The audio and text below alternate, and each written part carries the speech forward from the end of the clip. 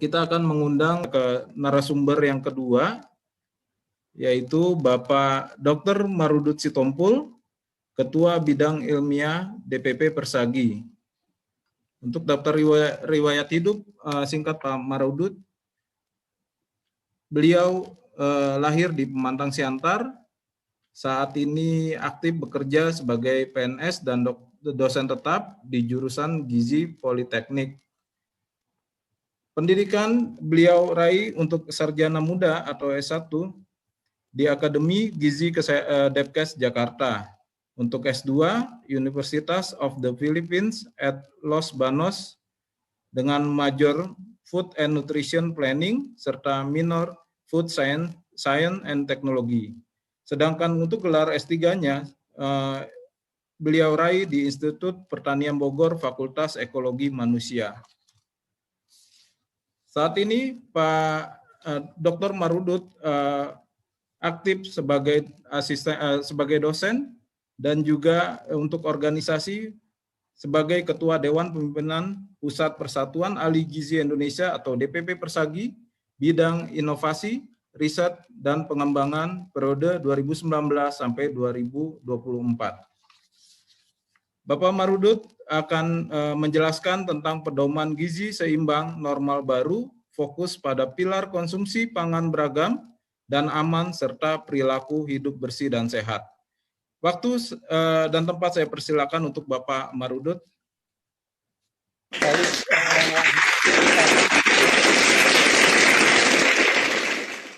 Yang terhormat Pak Sunan, Ketua JP2GI, Pak Amran Manalu, para teman-teman semua di JP2GI, yang terhormat para narasumber, dan juga yang kami hormati rekan-rekan ahli gizi yang banyak juga ikut di dalam seminar ini, serta mahasiswa saya yang juga ikut di dalam seminar ini sebagai pengganti kuliah saya yang jamnya sama dengan saat sekarang.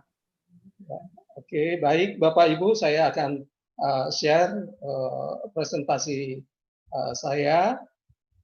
Kalau kepada saya diminta oleh dari JP2GI tentang kaitannya ke gizi seimbang, ya.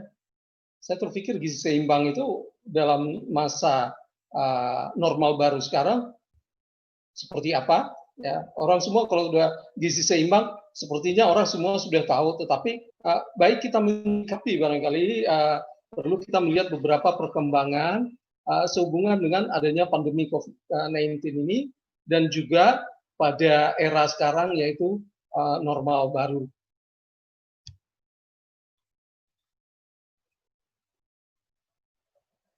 Nah, ini ada 4 outline yang akan saya sampaikan. Tentunya yang pertama, sedikit tentang pedoman gizi seimbang. Yang kedua adalah konsumsi pangan beragam dan aman pada era new normal dan pilar perilaku hidup sehat. Ya. Pada era new normal, kesimpulan. Nah, pertama di sini kita tahu bahwa pedoman gizi seimbang itu adalah ada di Permenkes nomor 41 tahun 2014. Itu tujuannya bisa kita pahami itu sebagai panduan untuk makanan sehari-hari untuk berperilaku sehat dengan 4 prinsip tadi yang pada saat ini akan kita diskusikan, yaitu prinsip atau pilar pertama yaitu konsumsi aneka ragam dan aman serta perilaku hidup sehat. Nah, gizi seimbang itu merupakan suatu susunan pangan sehari-hari yang mengandung zat gizi, tetapi kita pahami jenis dan jumlahnya harus sesuai dengan kebutuhan. Jadi terkait dengan topik sekarang, kusuma. Ya, kusuma itu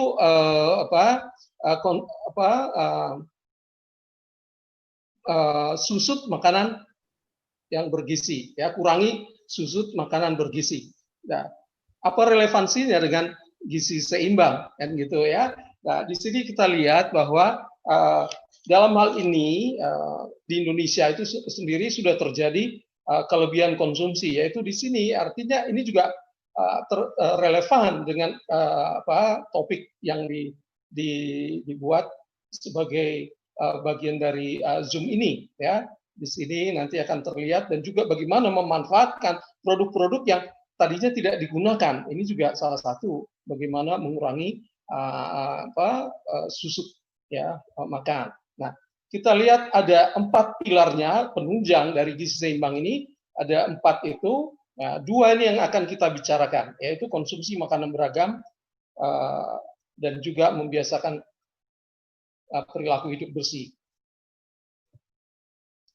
Nah, pertanyaannya adalah pada era new normal, ada perubahan nggak pada kedua pilar ini?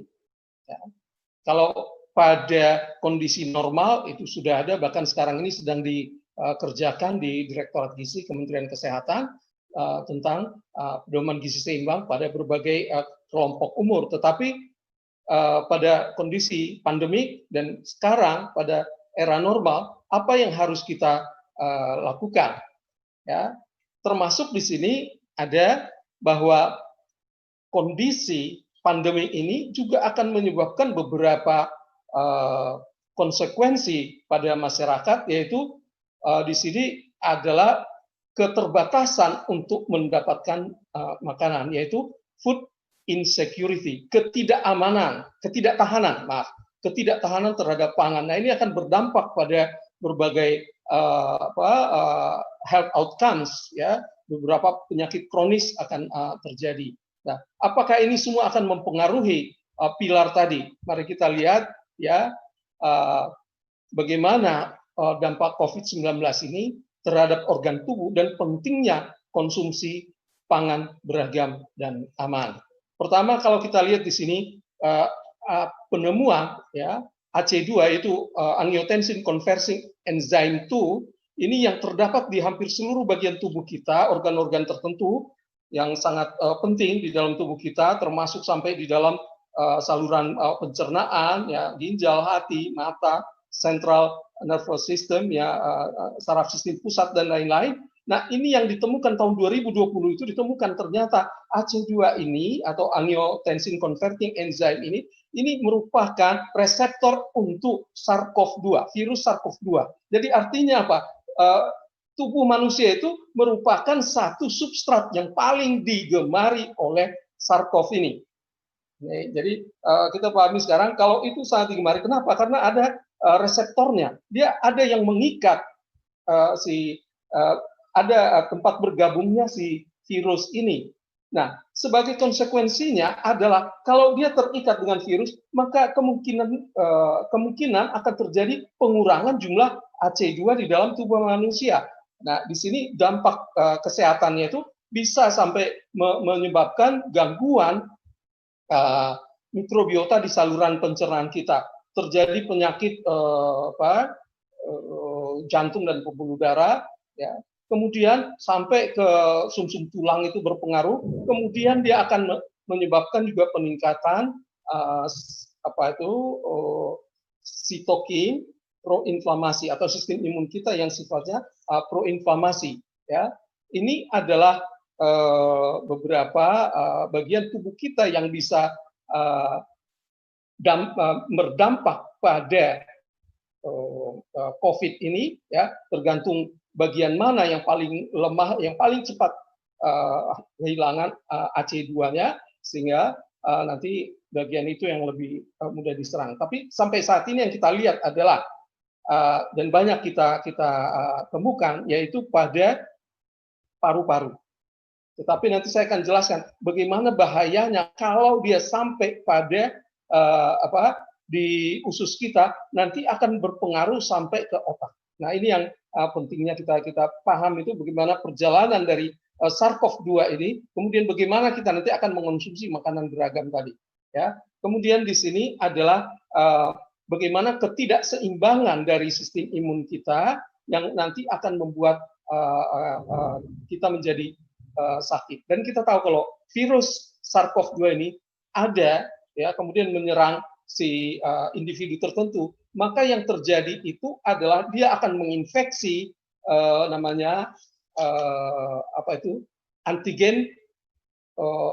antigen presenting cell atau antigen penyaji sel, yaitu antigen yang berikatan dengan satu bagian dari sistem imun, yaitu MHC, dan itu akan dikenali nanti oleh sel T. Sel T ini nanti yang akan diproduksi berlebih, sehingga yang terjadi adalah akan terjadi inflamasi yang sistemik. Inflamasi yang sistemik ini akan terjadi. Jadi di dalam tubuh kita akan terjadi inflamasi, ya, peradangan yang sistemik, di mana di sana yang diganggu atau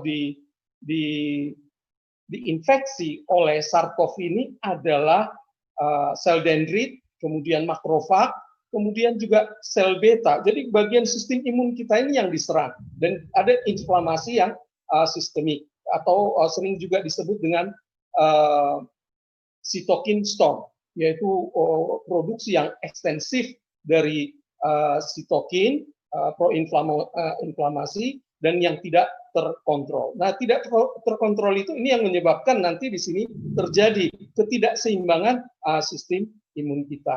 Nah, kita lihat di sini, ya, pedoman gizi seimbang ini sebenarnya ditujukan untuk manusia sehat, ya, manusia sehat. Tetapi ada kondisi sekarang di mana virus SARS-CoV-2 ini ada, ya. Kemudian apa upaya pencegahan yang dilakukan oleh kita, ya, yaitu harus dilihat pada lingkungan ini, ya, lingkungan ini bisa menyebabkan manusia tidak sehat, dan juga perilaku yang tidak sehat itu juga bisa membuat manusia tidak sehat, serta ini yang kita sebut penyakit bawaan makanan, foodborne illness, ya. Itu foodborne illness ini ada dua, yaitu food infection dan food intoxication. Ini yang juga bisa membuat manusia itu menjadi tidak sehat.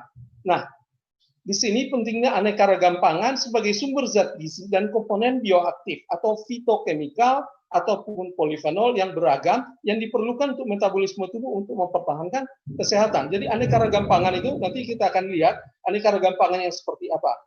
Ya. Nah, di sini pangan tersebut ini mengandung fitokemikal. Fitokemikal itu fitokimia, itu ada karotenoid, fenolik, dan seterusnya. Ini yang sifatnya di sini itu banyak sebagai antioksidan. Mungkin kita kenal di sini katekin, itu yang dari teh dan lain-lain, ya. Kemudian ada quercetin juga kita kenal, ya, yang dari sayuran-sayuran tertentu, ya. Nah, di sini fitokimia ini akan berperan sebagai antioksidan dan juga untuk stimulasi sistem imun, bisa akan mencegah kerusakan DNA sehingga tidak terjadi. Salah satu komorbiditas dari COVID-19 ini yaitu penyakit kanker, juga beberapa penyakit-penyakit lainnya. Ya. Nah, kita lihat di sini pentingnya makanan beragam. Sayuran misalnya di sini dibuktikan ini pada mulai tahun 1985 bahwa konsumsi sayuran hijau kuning akan menurunkan risiko mortalitas dari kanker. Sudah ada penelitian, artinya apa yang terdapat pada sayuran ini penelitian yang dilakukan di Indonesia yang terbaru tahun 2017 ini, itu ternyata dia mengandung quercetin, ya, miricetic ganfarol, yaitu bagian dari polifenol itu yang potensial sebagai antioksidan untuk menghancurkan berbagai macam peroksida.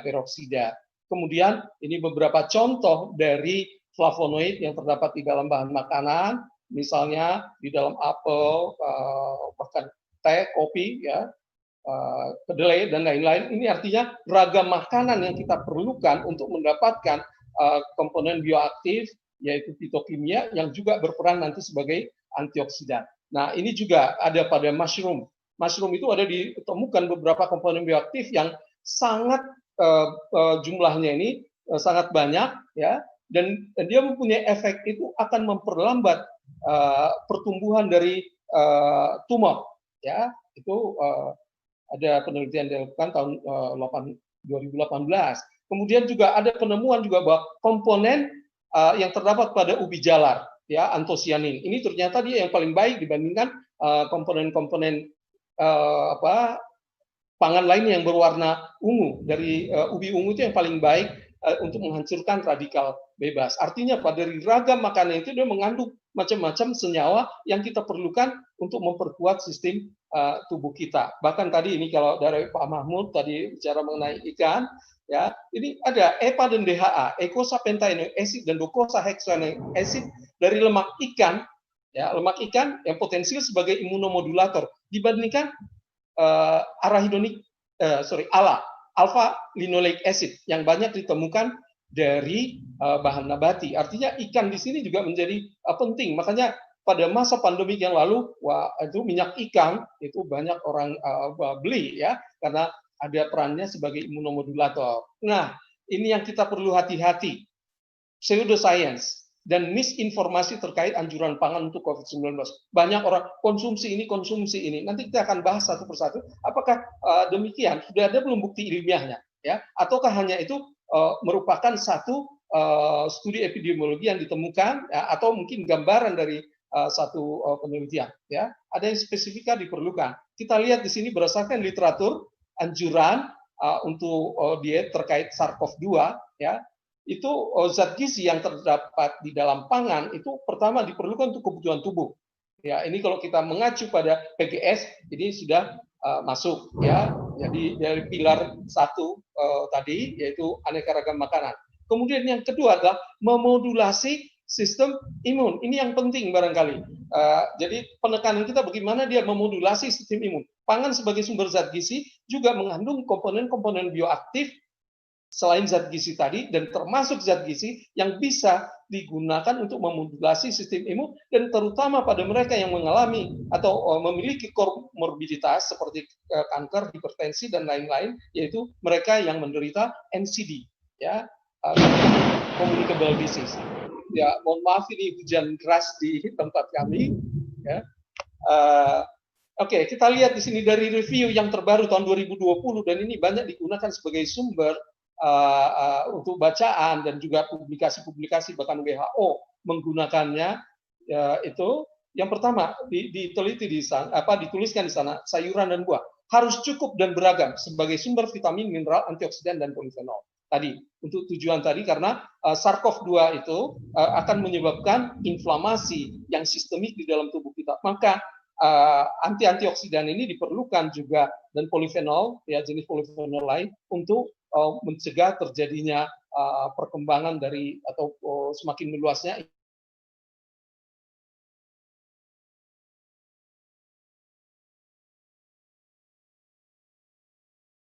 akan saya tonjolkan tentang short chain fatty acid yang mungkin selama ini kita tidak terlalu banyak membahas. Nah, ini yang keterkaitannya di dalam pemilihan pangan beragam ini untuk menjaga kesehatan saluran pencernaan. Ternyata kalau saluran pencernaan kita sehat, itu organ tubuh kita yang lain juga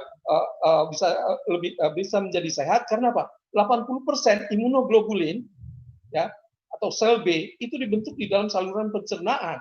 Jadi kalau saluran pencernaan kita sehat, maka sistem imun kita cenderung sehat. Kemudian beberapa penelitian polifenol itu sebagai antivirus tertentu, tapi tidak dikatakan untuk SARS-CoV-2. Ini yang harus menjadi jelas. Belum ada penelitian, ya. Tetapi untuk virus tertentu bisa. Apakah pada SARS-CoV-2 juga? Ya. Nah, ini belum ada penelitian yang fix, tapi kita lihat di sini dia untuk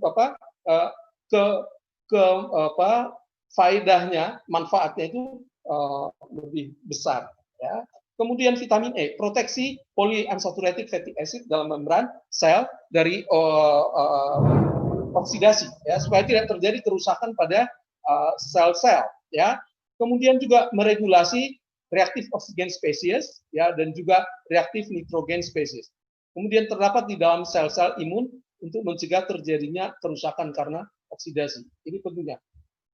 Dari review yang dilakukan itu tidak ada satu pernyataan yang mengatakan bahwa vitamin E ini akan dapat membuat SARS-CoV-2 atau penyakit COVID ini akan menjadi tidak reaktif dan lain. Tidak ada. Tetapi pentingnya kita lihat di sini ada manfaatnya yang sangat besar. Kemudian vitamin D itu memproteksi terhadap infeksi saluran nafas atas. Kemudian berkaitan dengan inhibitor dan replikasi dari virus, juga berperan sebagai imunomodulator dan juga sebagai antiinflamasi. Yang lalu kalau kita lihat pada masa pandemi itu orang berjemur dan lain-lain, dipertentangkan vitamin D segala macam. Dalam kajian yang dilakukan bahwa vitamin D itu memang diperlukan, tapi juga yang penting juga dari asupannya. Jadi memang betul dari sinar matahari, tapi dari asupannya juga itu penting tercukupi. Maka beberapa penelitian itu memberikan suplemen vitamin D. Tetapi suplemen vitamin D untuk keamanannya, karena di dalam topik ini yang diberikan kepada saya adalah aneka ragam dan aman. Aman itu artinya juga jangan terlalu tinggi, artinya harus dilihat juga tolerable upper intake level dari vitamin D, jangan melebihi tolerable upper intake level. Ya, itu bisa sampai 600 international unit ya vitamin D-nya. Kemudian vitamin C. Nah, vitamin C ini juga banyak habis pada saat pandemi yang lalu. Orang beli semua karena memang vitamin C ini oke, bagus segala macam untuk tubuh kita. Nah, belum ada penelitian tentang SARS-CoV-2 bahwa vitamin C ini bisa membuat perbaikan, hanya vitamin D sendiri. Ya.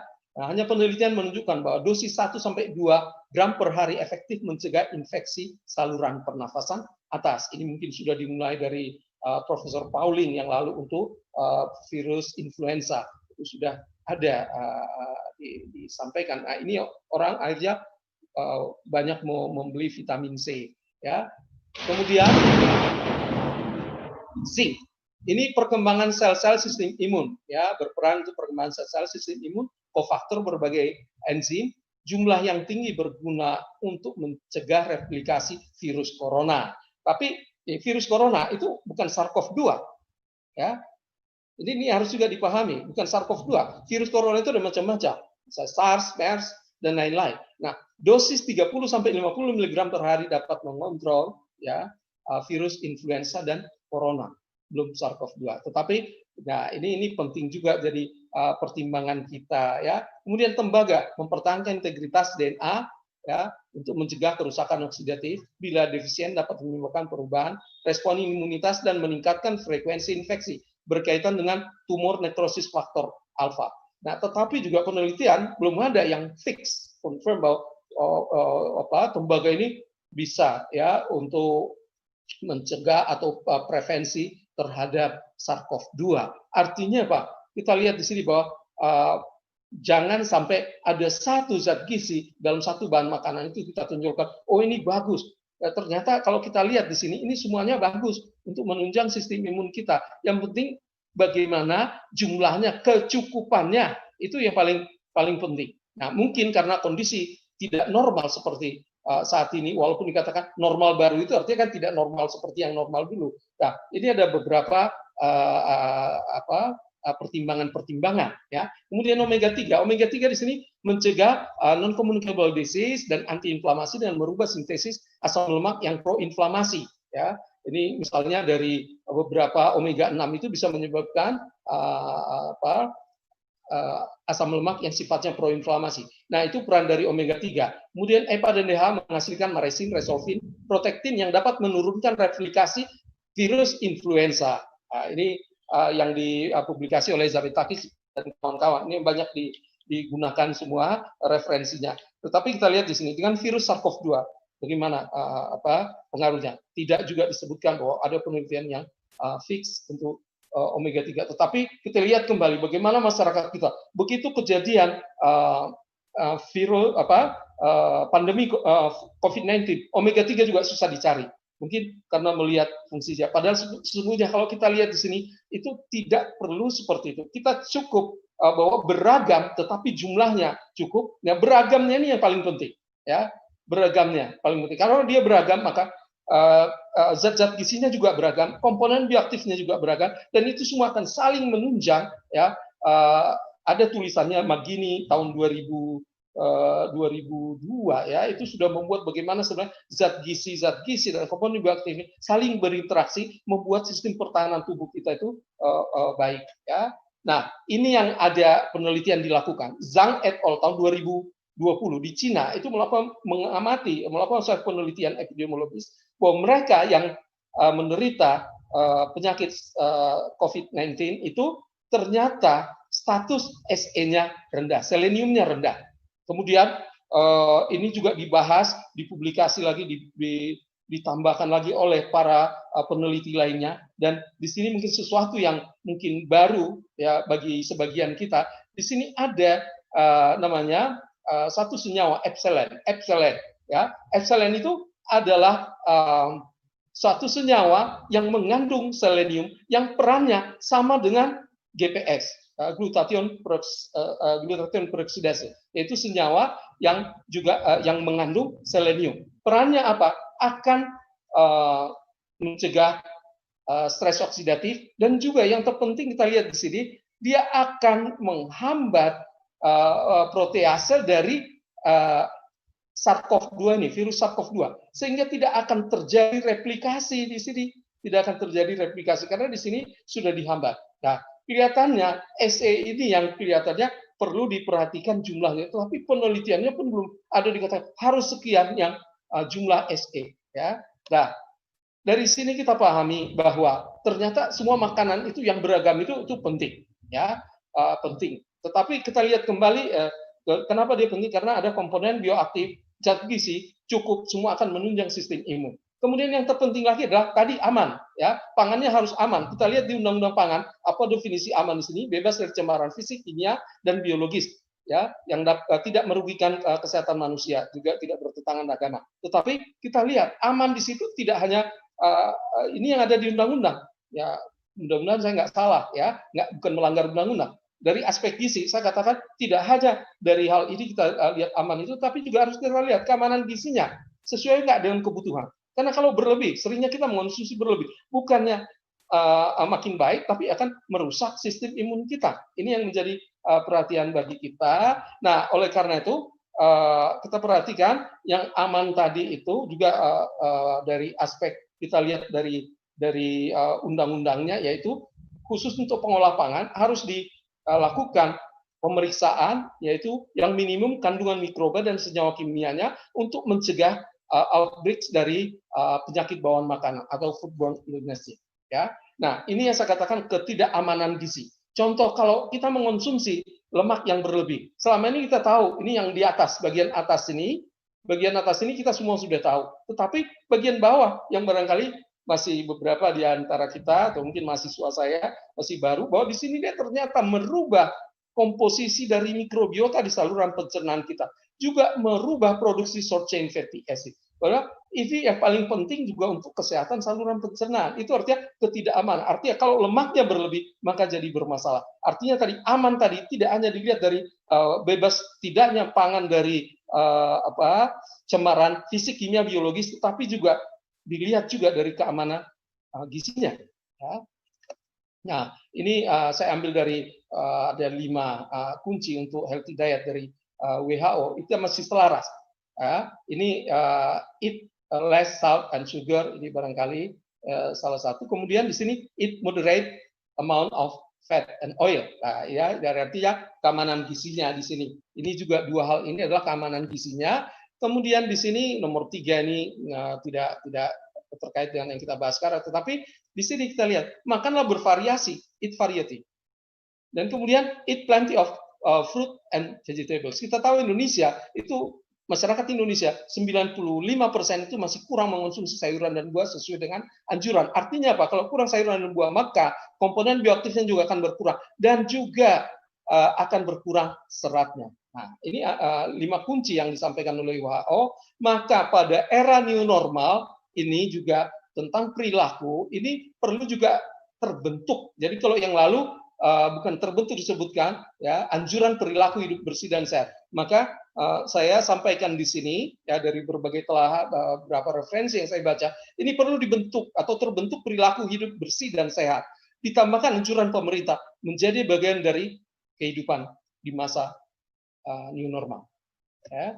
Nah, kita lihat ini WHO, mungkin ini kita sudah tahu bersama bahwa dikatakan pangan itu bukan menjadi transmisi, konsumsi pangan bukan menjadi transmisi dari COVID-19, dan pangan itu sendiri, COVID-19 tidak ditransmisikan melalui pangan, tetapi yang direkomendasikan adalah supaya tidak terjadi transmisi dari bahan-bahan lain di luar pangan tadi ke makanan sehingga manusia kena. Ini yang anjuran dari WHO. Kemudian, nah ini yang saya perhatikan, ya, dari ada tulisan di artikel baru juga tahun 2020, transmisi SARS-CoV ini tidak terjadi pada pangan. Tetapi ada beberapa di sini dari peralatan-peralatan yang biasa kita pakai.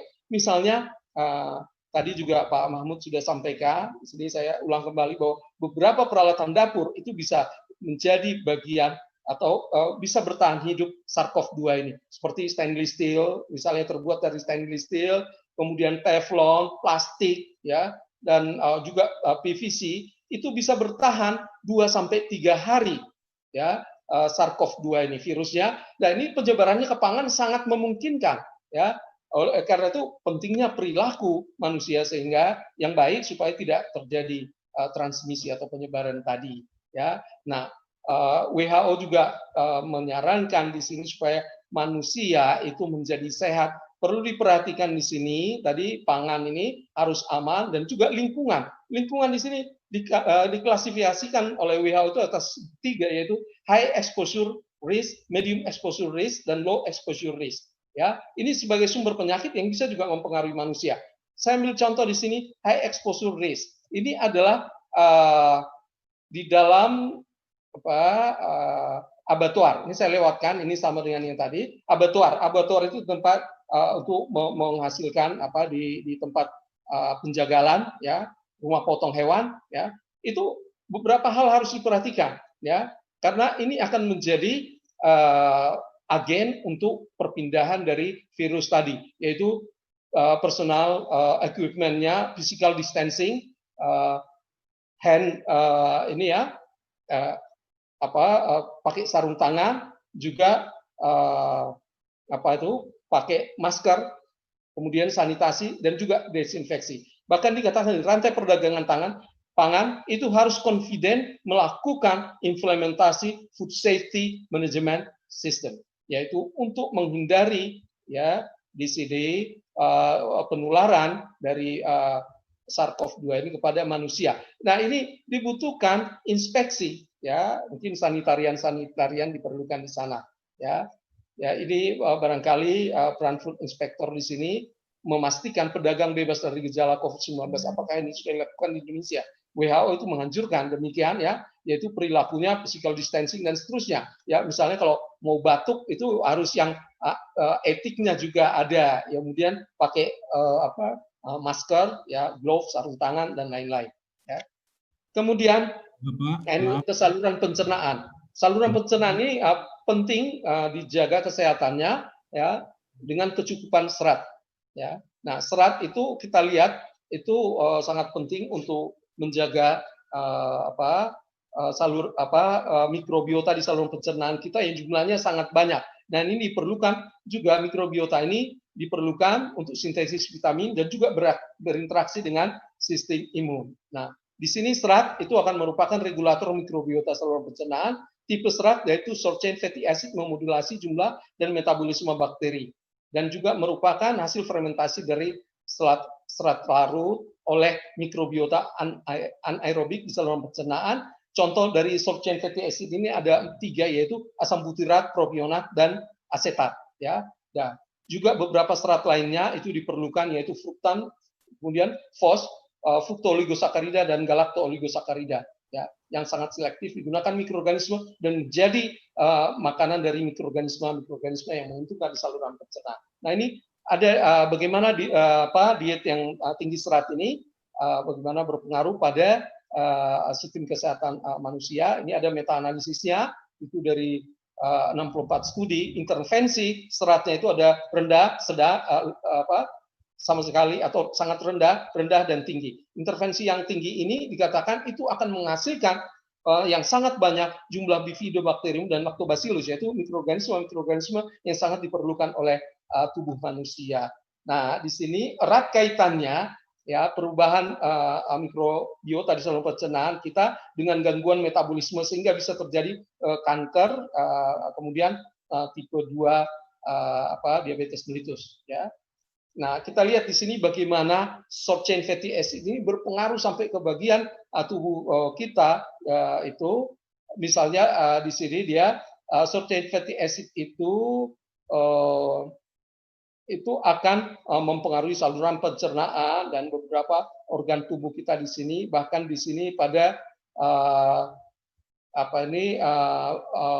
white adipose tissue dan juga brown adipose tissue. Ya, itu sangat berpengaruh di dalam metabolisme host, yaitu melalui di sini ada namanya reseptor short chain fatty acid, yaitu adalah free fatty acid reseptor, ya. Kemudian juga bisa melalui G protein reseptor dan seterusnya. Dia akan mempengaruhi tubuh kita pada berbagai organ, tidak hanya di saluran pencernaan tapi juga pada berbagai organ. Dan peran pentingnya lagi short chain fatty acid ini adalah ke metabolisme dari kolesterol, bisa menginaktivasi enzim dari yang bisa membentuk kolesterol di dalam tubuh. Nah, selama ini kita tahu bahwa kolesterol, kita sangat takut sekali dengan kolesterol. Yang sesungguhnya yang kita takutkan adalah bagaimana kolesterol itu dibentuk di dalam tubuh. 75% kolesterol dibentuk di dalam tubuh karena ini enzim 3-hidroksi 3-metil glutaril koenzim asintase dan reduktase. Ini akan merubah nanti asam mevalonat itu menjadi kolesterol. Itu akan dihambat oleh asam propionat. Dan juga peran short chain fatty acid ini adalah meningkatkan penanganan atau penggunaan gula di dalam tubuh, yaitu meningkatkan sekresi insulin. Ya, ini saya kira banyak sekali sekarang penelitian yang dilakukan tentang peran short chain fatty acid dengan penyakit tipe 2. Saat ini banyak diteliti. Nah, kita lihat di sini tadi bagaimana pengaruh dari mikroba ini nanti kalau tidak sehat di saluran pencernaan kita, yang salah satunya dipengaruhi oleh short chain fatty acid, itu bisa sampai ke otak kita. Nah, ini yang dikhawatirkan pada penderita pada adanya SARS-CoV-2 ini, ya. Karena kalau ada di saluran pencernaan kita, kalau bisa sampai masuk ke saluran pencernaan kita, selama ini belum sampai masuk ke saluran pencernaan, maka nanti efek yang paling berbahayanya adalah sampai ke otak manusia itu bisa timbul. Ini yang menjadi perhatian, dan ini tentu ada keseimbangan antara diet mikrobiota dan sistem imun di saluran pencernaan kita. Dan bagaimana kalau sistem mikrobiota di saluran pencernaan kita ini tidak sehat, maka kita lihat di sini sampai ke paru-parunya aja bisa terganggu. Jadi selama ini kalau kita lihat adalah hanya ke paru-paru itu sarkof aja, tetapi peran dari kesehatan saluran pencernaan di sini itu bisa sampai menyebabkan alergi. Nah, kalau sampai alergi pada paru-parunya, maka ini juga akan menjadi lebih parah kalau ada SARS-CoV-2. Ya, demikian juga di sini adanya kesehatan saluran pencernaan. Di sini mikroorganisme yang sehat di saluran pencernaan kita akan bersifat komensal, sehingga dia akan menghambat nanti aktivitas-aktivitas dari patogen ini, sehingga tidak akan mengganggu ke bagian tubuh kita yang lain. Nah, demikian juga di sini. Nah, tingginya kita dapatkan jumlah short chain fatty acid ini yang tinggi di dalam tubuh kita karena dihasilkan di dalam saluran pencernaan, itu akan menyebabkan penurunan inflamasi, ya, menyebabkan inflamasi, ya. Ini akan secara keseluruhan dia akan membuat bebas dari berbagai penyakit. Ini adalah short chain fatty acid, kaitannya bagaimana dia menurunkan pembentukan gula, ya, dari sumber yang lain atau gluconeogenesis, ya,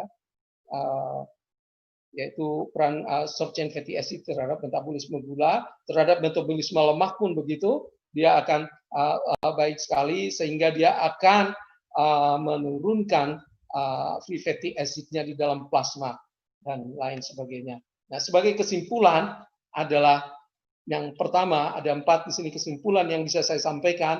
Aneka ragam pangan yang aman menjadi bagian dari pola konsumsi pada era normal baru untuk mempertahankan kesehatan yang optimum. Dan yang kedua adalah pangan aman tidak saja memperhatikan aspek mikroorganisme, tetapi aspek senyawa kimia berbahaya dan juga aspek kandungan gizinya. Kalau kandungan gizinya juga berlebih, itu juga tidak baik untuk tubuh kita, dan penting menjaga kesehatan saluran pencernaan untuk mendukung kesehatan organ tubuh lainnya. Dan yang keempat, yang terakhir adalah terbentuk perilaku bersih dan sehat serta mengikuti anjuran pemerintah menjadi bagian dari pola hidup pada era normal baru. Saya kira demikian yang saya sampaikan. Mohon maaf kalau menyampaikannya dalam waktu yang cepat karena memang waktunya hanya terbatas diberikan. Saya kembalikan kepada moderator Pak Amran. Terima kasih.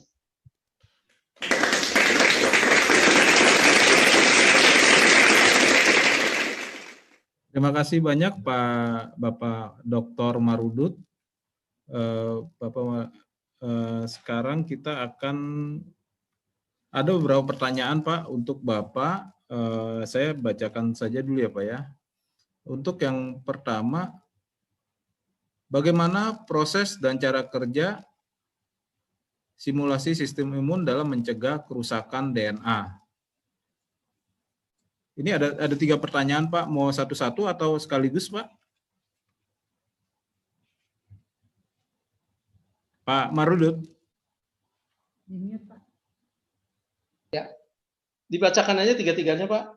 Yang pertama tadi sistem simulasi sistem imun dalam mencegah kerusakan DNA. Terus yang kedua, cara lain untuk mencegah inflamasi yang kompleks selain dengan mencukupkan vitamin, mineral, antioksidan, dan polifenol. Yang ketiga, apakah bahan makanan yang sudah dimasak beberapa hari yang bisa kita ambil manfaatnya, misalnya sayuran? Berapa persen maksudnya Pak?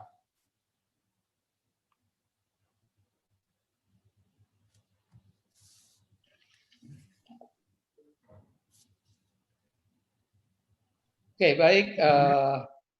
Bapak Ibu, pertama adalah pertanyaan sistem imun untuk mencegah kerusakan DNA. Tadi di slide tadi saya sampaikan bahwa antioksidan yang ada di dalam tubuh kita itu sangat penting untuk mencegah kerusakan-kerusakan di dalam sel. Di dalam sel itu kerusakan itu bisa sel tubuh kita, baik sel sistem imun itu akan bisa juga merusak dirusak oleh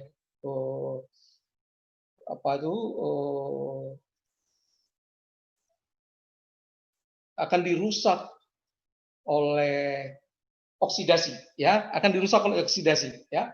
Oksidasi misalnya ROS, ya, reaktif oksigen spesies atau reaktif nitrogen spesies yang merupakan produk normal di dalam tubuh kita. Nah, ini kalau berlebihan, dia akan merusak juga tidak hanya sel-sel tubuh kita, sel-sel sistem imun, tapi juga DNA kita bisa dirusak. Nah, tubuh sistem antioksidan yang ada di dalam tubuh itu akan mencegah kerusakan oksidatif tadi, ya. Mungkin kalau di dalam slide tadi itu jelas ada bagaimana dia pengaruhnya terhadap cancer, itu tadi ada jelas saya sampaikan. Kemudian pertanyaan kedua adalah cara vitamin, bagaimana mendapatkan vitamin, mineral, dan polifenol yang cukup untuk tubuh kita. Saya kira gini, untuk hal ini itu pentingnya makanan beragam tadi. Berapa banyak jumlahnya? Saya kira di dalam pedoman gizi seimbang itu jelas sekali dinyatakan, misalnya termasuk sayuran itu dan buah itu 5 porsi misalnya sehari, ya, 5 porsi sehari. Dan ini juga harus dilihat juga kandungan seratnya, ya, kandungan seratnya. Kemudian vitamin dan mineral pada beberapa mungkin karena kondisi kita tidak cukup, itu bisa juga didapatkan dari suplemen. Apalagi kalau kondisi sekarang itu kita membutuhkan zat-zat gizi tertentu yang lebih dari yang normal, maka orang mengonsumsi suplemen. Tetapi yang jadi bermasalah adalah suplemen itu semua dikonsumsi. Nah, ini jadi bermasalah di dalam tubuh kita. Artinya apa? Kalau suplemen tertentu sudah dikonsumsi sebagai sumber vitamin mineral, itu tidak mesti harus tiap hari dikonsumsi, karena dari makanan ada, ya, sehingga bisa dilonggarkan, ya, karena contoh kalau vitamin C itu terus menerus kita konsumsi 1 gram sehari, ya, sisanya kan akan dibuang juga, ya, dari makanan, kecuali misalnya makanan kita sudah tidak cukup dengan vitamin C, maka dari suplemen. Artinya Pak, yang kita utamakan itu jangan suplemennya, dari makanan beragamnya dulu. Karena apa? Kalau suplemen dia hanya tertentu ada zat gizinya, tapi dari makanan yang beragam itu tidak hanya vitamin mineral yang kita dapatkan, tapi juga komponen yang lainnya yang juga kita perlukan di dalam tubuh.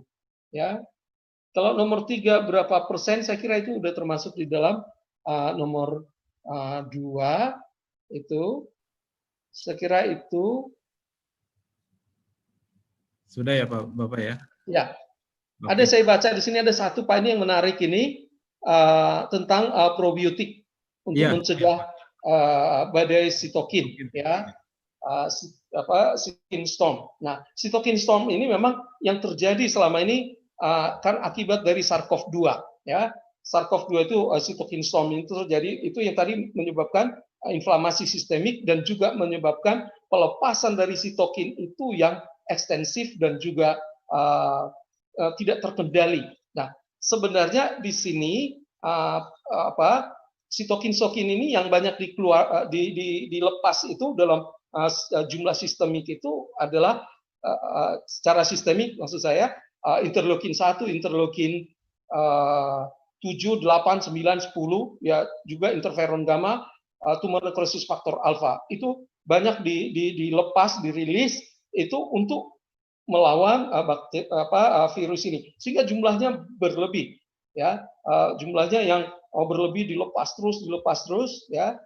Nah, probiotik di sini secara langsung tidak langsung ke badai sitokin ini atau sitokin storm ini, tetapi probiotik di situ adalah healthy gut-nya, ya. Jadi healthy gut microbiota. Jadi kesehatan di saluran pencernaannya. Dengan sehat di saluran pencernaannya ini, maka dia akan berdampak pada kesehatan pada organ lainnya, sehingga tidak akan memperberat kerja dari sistem imun lainnya.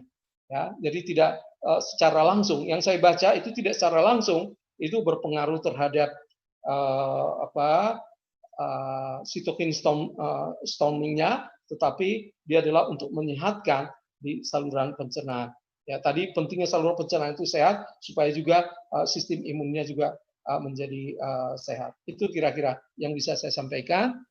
Terima kasih, mudah-mudahan sudah menjawab pertanyaan yang disampaikan. Saya kembalikan kepada Pak Amran. Terima kasih.